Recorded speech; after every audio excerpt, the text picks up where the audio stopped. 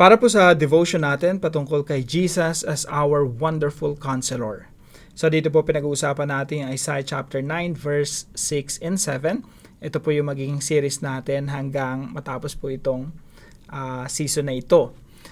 Now, sabi po rito sa Isaiah chapter 9 verse 6 and 7, "For to us a child is born, to us a son is given."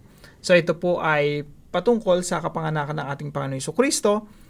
And sabi rito, "And the government will be on his shoulders." Tandaan natin, yung pamamahala, yung paggogobyerno bilang hari. Kasi si Jesus, he is the king of the kingdom. Meron siyang kingdom. Hindi mo pwedeng paghiwalayin yung king sa kingdom eh. Sabi kasi nung iba, si Jesus Christ, nung naparito, itatarag niya yung kaharian niya, pero nireject siya ng mga Israelita, kaya na-postpone yung kaharian. So ako, hindi po ako naniniwala na yung kingdom ni Jesus na postpone, no? Or kaya siyang i-postpone ng tao. Hindi po pwede yun, no? So si Jesus Christ, pagkapanganak niya, pinanganak siya bilang hari. And of course, along with that, he has a kingdom. Meron siyang paghahari. Dahil meron siyang paghahari, meron siyang kaharian, meron din siyang paggogobyerno. Meron din siyang pamamahala. Kaya sabi dito, "For to us a child is born, to us a son is given, and the government will be on his shoulders." At ang pamamahala ay maatang sa kanyang balikat. So dito pa lang po makikita na natin na si Jesus, he is in charge. Siya yung namumuno, siya yung namamahala. Kaya hindi po pwede na sabihin natin si Jesus Christ is in charge, he is in control, pero yung mundo natin pasama ng pasama.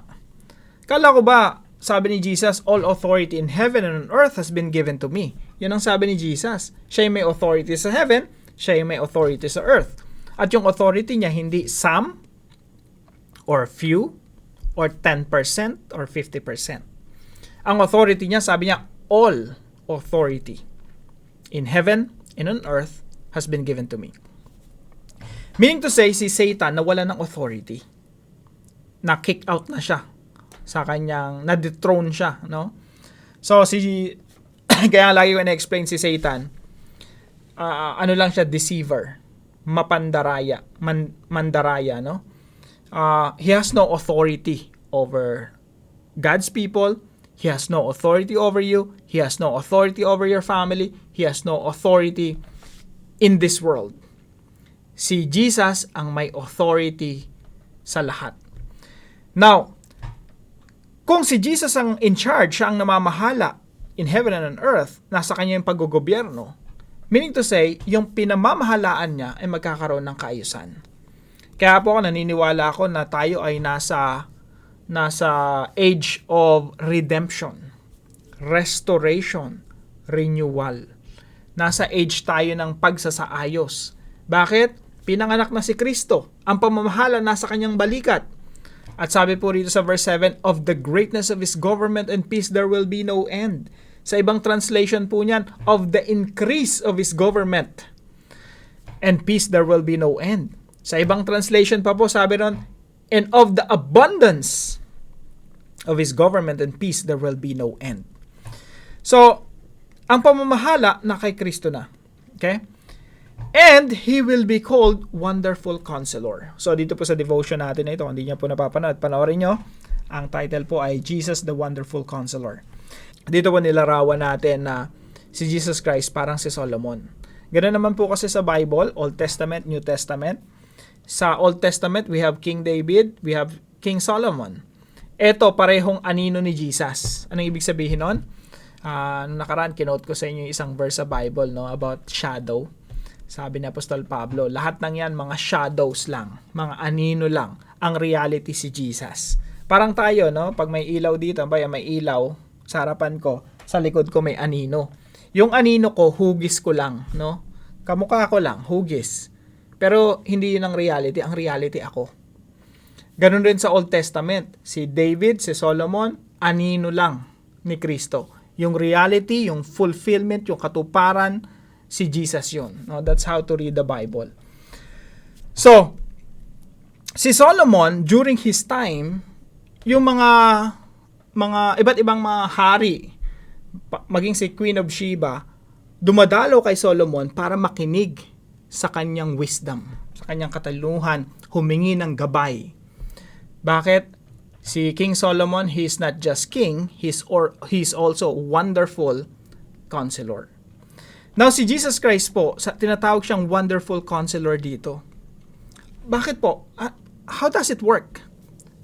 Tayo po kasi mga mananampalataya, sumusunod tayo sa Panginoong Hesukristo. Kung ano yung plano ng Diyos, ano yung counsel niya, ano yung wisdom niya, yun yung sinusundan natin. Isipin niyo po, kung dumami mga Kristiyano dito sa mundo, sila yung mga mamumuno sa mga bansa, tingin nyo, magkakagera pa? Yung gera, pakonti. Bakit? Jesus is in charge and He is the Prince of Peace. He is our wonderful counselor. And nandito tayo sa age of redemption, age of renewal, age of healing. Sinasaayos ng Diyos itong broken world. Kaya itong Isaiah chapter 9 verse 6 and 7, it's full of hope. Punong-puno ito ng pag-asa, jump pack. Pag samasamahin mo lahat ng kahulugan ng hope, ng pag-asa, pigain mo lahat yan, mailalagay mo yan sa Isaiah chapter 9 verse 6 and 7. Kasi po ito ay prophecy ni Prophet Isaiah.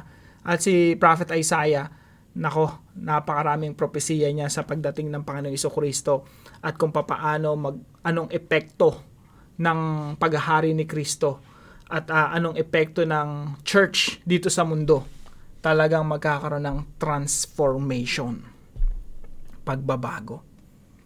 Kaya po tayo ay agent of transformation. Ginagamit tayo ng ating Diyos para magdulot rin ng pagbabago sa iba, pagbabago sa ating sarili, sa ating pamilya, sa ating komunidad, sa ating trabaho, at kung saan man tayo i-assign ng Diyos, merong transformation. Wonderful counselor. Napakaganda po, no? Dakilang tagapayo, kamanghamanghang tagapayo. Kaya alam nyo, pag ikaw nananampalataya kay Kristo, automatic, tumatalino ka, dumudunong ka, nagkakaroon ka ng karunungan. Why? Because you have the wisdom of Christ. Automatic yan, pag naging Kristiyano ka, alam mo yung mga principles Nauunawaan natin. Isipin nyo yung dating hindi pa kayo Kristiyano, wala pa yung pagkakilala kay Kristo, yung laman ng isip natin, puro makakamundong pananaw. Pero nakakilala kay Kristo, may instant wisdom, no? Paano ka dapat magmahal? Paano ka dapat, ano dapat yung asal mo, attitude mo, behavior mo dito sa mundo? How should you approach problems? Meron kang wisdom ni Kristo. Kaya, yung pagiging wonderful counselor ni Jesus, nagmamanifest yan sa ating mga puso't isipan at sa ating mga buhay. So, hindi nyo pa po napapanood yung devotion natin, panoorin nyo po, Jesus, the Wonderful Counselor. Tapos, isa-isahin po natin itong mga titles ni Jesus. Mighty God. Diyos pala yung ipapanganak na Messiah, no? Everlasting Father. Sabi ng iba, Father. Si Jesus ba yung God the Father? Hindi, no? Pag-usapan din natin yan. Prince of Peace. So, magandang araw po sa bawat isa sa inyo. I hope na pagpala po kayo ng devotion natin at ng extra insight natin para sa video na to. Magkita-kita po tayo bukas ng umaga. 5:00 pa rin po dito sa ating daily devotions. God bless you po.